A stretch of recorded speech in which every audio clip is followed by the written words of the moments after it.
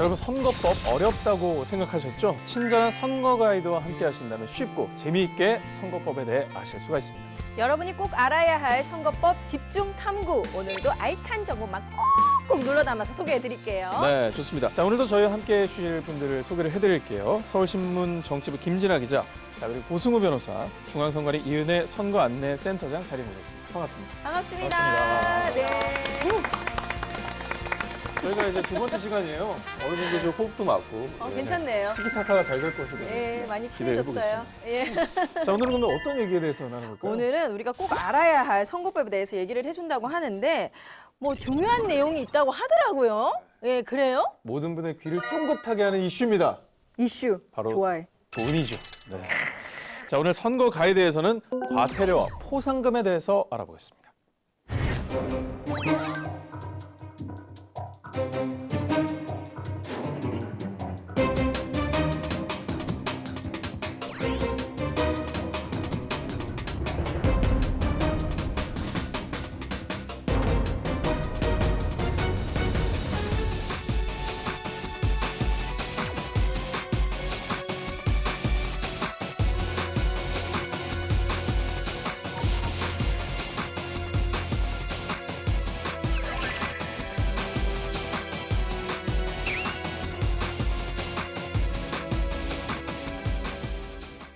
자, 최근 선거를 치르면서 과태료를 부과하는 사례가 늘어나고 있나요? 네, 유권자가 공짜로 밥을 먹으면 안 되고 또 후보자가 밥을 사면 안 되는데 그것을 모두가 알고 있음에도 과태료 부과하는 사례가 계속 늘어나고 있습니다.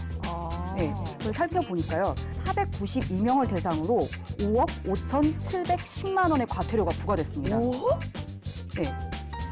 그리고 20대 총선만 하더라도요. 523명에게 4억 7,539만 원의 과태료가 부과되는 그런 사례도 있었습니다. 점점 늘어나고 있다는 거잖아요. 네, 꾸준히 발생하고 있습니다. 이게 사실 과태료를 내게 되는 상황인지도 모르고 받게 되는 경우들도 있거든요. 어떤 상황일 때 과태료를 내게 됩니까? 네, 공직선거법 제261조 제9항은 이 정치인으로부터 금품 그리고 음식물 등을 제공받은 유권자에게도 최고 3천만 원 이하 그리고 10배에서 50배의 과태료를 부과하도록 규정을 하고 있는데요. 이는 유권자의 금품 기대 심리를 근절하고 금품 수령 행위에 대한 처벌의 실효성 확보를 위한 조항입니다. 과태료 부과가 제공받는 가액의 10배에서 50배까지다라는 말씀해 주셨는데 그 기준이 어떻게 되나요? 그 과태료 부과 기준은 정치인에게 금품 등의 제공을 알선, 권유, 요구하거나 기부 행위와 관련된 모임을 주관, 주최하는 등 주도한 경우에는 50배, 네. 단순히 제공받은 경우에는 30배, 단순히 받기만 해도. 받기만 해도 30배, 금품을 본인의 의사와 관계없이 받은 뒤에 돌려주지 않은 경우에도 10배의 과태료를 부과한다고 합니다. 다만 여기서 자수했는지 여부, 그리고 선거에 미치는 영향, 그리고 위반 정도 이런 것들을 종합적으로 고려해서 판단한다고 합니다. 근데 이렇게 들어서는 감이 안 오거든요. 뭐 구체적인 사례, 예가 있을까요? 네, 정말 재미있는 사례가 많이 있었는데요. 네. 몇 개만 꼽아서 말씀을 드리면 예. 출판 기념회에 참석하면서 모두 354만 원 상당의 음식물하고 교통 편의를 받은 초등학교 동문으로 구성된 선거인단이 있었는데요. 78명에게 모두 8,132만 원, 그러니까 1인당 100만 원씩이죠. 과태료 부과된 사례가 있었습니다. 야, 이게 교통편도 제공하면 안 되네요. 네, 음식도 안 되고요. 예. 네, 그리고 또 하나 사례가 있었는데요. 후보자의 선거 사무장으로부터 선거 운동하고 관련해서 100만 원씩을 제공받은 선거공인 2명 있었는데요.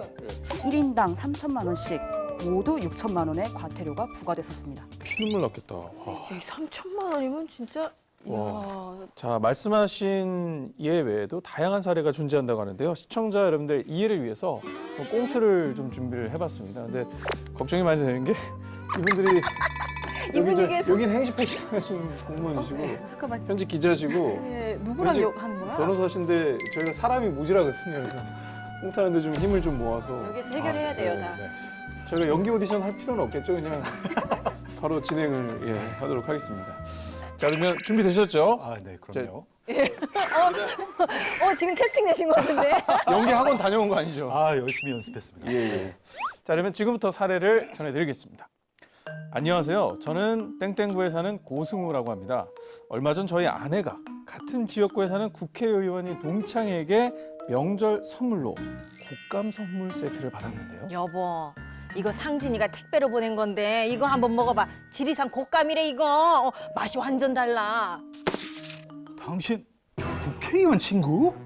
내가 정말 초등학교 동창 하나 잘 둔 것 같아. 먹어봐. 경미야, 경미야, 경미야. 이런 거 받으면 어떡해? 에? 위법이란 말이야. 뭐 무슨 소리야? 동창이 명절에 마음을 전하는 선물 세트 요거 줬는데 그럼 우리 반 애들 다 법에 걸리겠네? 이게 말이 돼? 그리고 택배로 온 걸 어떡하라는 거야? 이거 다시 들고 가? 그럼 어떡해? 경미야, 이 공짜라면 양잿물도 마실 사람? 연기를 잘한다, 여보. 나쁘지 않아요. 괜찮은데요?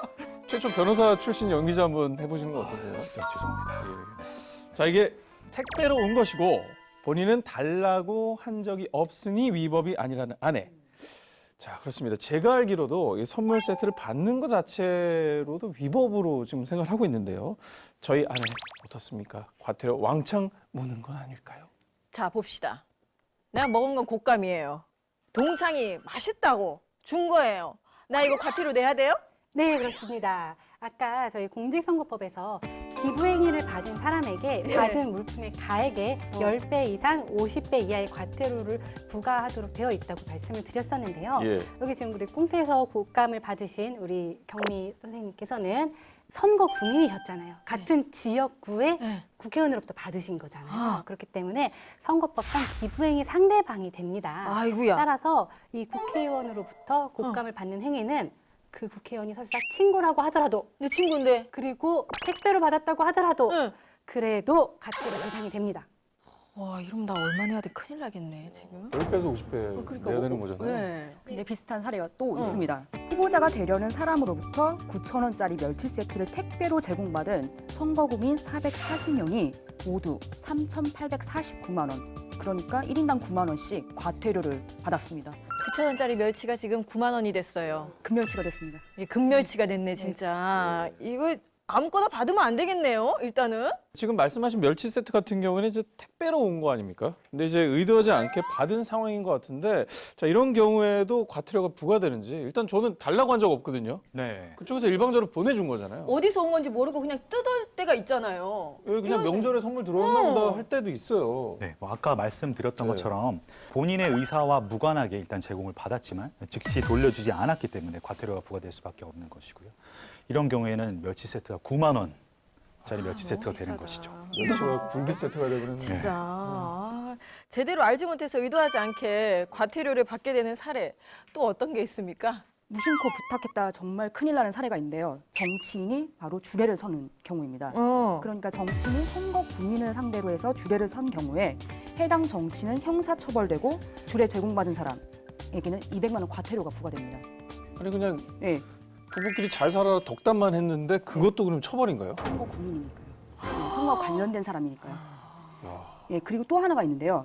정치인이나 그의 배우자로부터 결혼식 축의금 그리고 장례식 부의금 제공받은 선거구민에게도 제공받은 금액의 10배에 해당하는 과태료가 부과됩니다. 하객이고 뭐고 아예 안 불러야 되네. 네.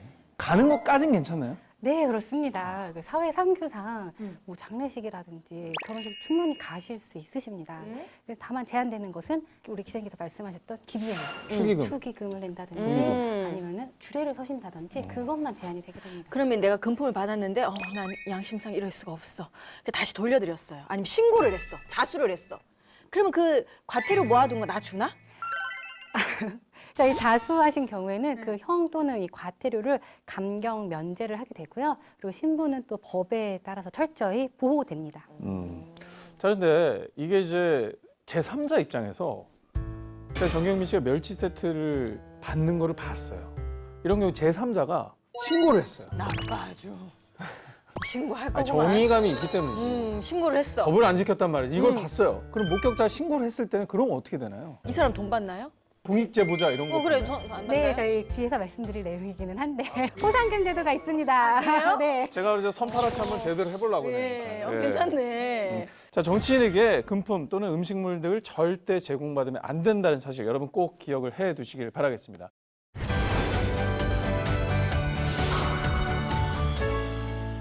앞서서 위반 행위에 대한 다양한 얘기를 좀 해봤는데요. 신고에 대한 이야기를 지금부터 나눠볼까 합니다. 안전 그리고 신변 보장이 조금 염려가 되는 분들 신고를 고민하고 또 망설일 수도 있을 것 같다. 그런 생각이 들거든요. 근데 신고자나 제보자의 신원은 공직선거법에 따라서 철저하게 보호가 되고요. 신고와 관련해서 확인서 등 기타 서류에 신고자의 인적 사항을 일절 기재하지 않도록 되어 있습니다. 별도 신원 관리 카드를 작성해서 엄격한 요건 하에 관리가 되고 있다고 합니다. 나 억울해. 누가 봤는지 알아야 되겠어. 누가 봤는지 증거를 대세요. 난 그런 적 없어. 이렇게 하면 어떻게 됩니까? 알 수 없는 것이죠. 아, 그런가요? 그래도 알려주지 않습니까? 네, 철저히 보호됩니다.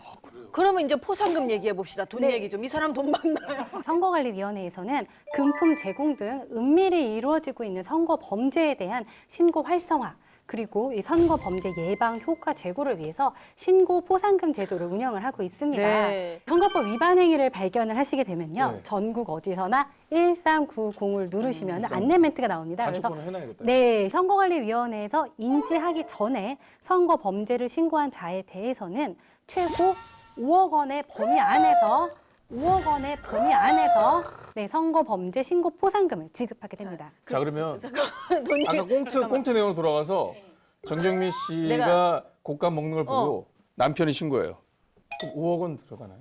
네, 이게 기부행위라든지 그런 선거 범죄의 네. 중대성에 따라서 판단을 다 하게 5억은 되는데요. 아니네요. 근데 만약에 그 멸치 세트를 주신 이 후보 예정자가 모든 그런 선거 구매에 다 돌렸다. 그럼 가액이 더 커지겠죠? 예. 그렇다면 범죄의 위법 정도라든지 중대성, 심각성에 따라서 이제 결정이 되는 부분이 있습니다. 자, 그리고 이제 무조건 신고를 네. 한다고 네. 뭐 다 주는 건 아닐 거예요. 네. 이 기준에 대해서도 좀 얘기를 해주시죠. 네, 아까 우리 센터장님께서 네. 그 중대성의 기준을 말씀을 해주셨는데 일단 금품 향응 제공 등의 기부 행위, 그리고 공무원의 선거 관여 행위, 그리고 대규모의 사조직을 이용한 선거 범죄, 공천 관련 금품을 수수하는 행위, 그리고 거액의 불법 정치 자금을 수수하는 행위 등은 중대 범죄 행위로서 고발 수사에 의뢰한 경우 5억 원 이하의 포상금이 지급되도록 되어 있고 이 앞선 이 사례들에 대해서는 굉장히 무겁게 본다는 그렇죠. 거죠. 그 외에 제가 말씀드렸던 그 중대 선거 범죄에 해당하지 않는 사례의 경우에는 5천만 원 이하의 포상금을 지급하고 있습니다. 그걸 판단하는 게 선관위인 거죠. 네, 그렇습니다. 저희 포상금액은 선거관리위원회에서 포상금 심사위원회를 열어서 사안의 중대성, 그리고 위법행위 정도, 파급 효과, 선거에 미치는 영향 등에 따라서 결정하게 됩니다. 자, 그럼 여기서 또 궁금해지는데요. 이 포상금 제일 많이 받은 사람은 얼마나 받았을까요? 제가 말씀해드리겠습니다. 네. 2012년 19대 국회의원 선거에서요. 네. 후보자 추천하고 관련해서 금품을 수수한 행위와 음흠. 자원봉사자에게 대가를 제공한 행위를 신고한 사람에게 역대 최고액인 3억 원을 지급했다고 합니다. 선거 로또네. 아 근데 이분은 정말 아니 그냥 로또는 그냥 어떻게 보면은 나만을 위한 행위잖아요. 근데 이분은 정말 선거 제도에 정말 나쁘게 치러질 수 있었던 부정 선거를 막는 역할을 하셨잖아요. 좋은 일 하신 거예요. 진짜 좋은 일 하신 거예요. 그리고 이분은 본인이 3억을 받게 될지도 몰랐을 거예요. 받았더니 우와 이렇게 큰 돈. 아무튼 금액이 크다 보니 솔깃한데 또 다른 사례들이 있습니까? 네, 사례들이 정말 많더라고요. 찾아보니까요. 노동조합이 노조 자금으로 국회의원 선거 후보자 등에게 선거 경비 등의 지원 명목으로 불법 정치 자금 2천만 원을 제공한 행위를 신고했습니다. 포상금이 1억 5천만 원이 지급됐다고 합니다. 네. 엄청나다. 예, 여기서 놀라시면 안 됩니다. 또 있습니다. 또 있어요? 또 있습니다. 예. 예비 후보자가 자원봉사자를 고용해서 선거 운동에 대한 대가로 3,900여만 원을 지급하고 또 당선하면 보좌관직을 제공하겠다고 약속을 하고요.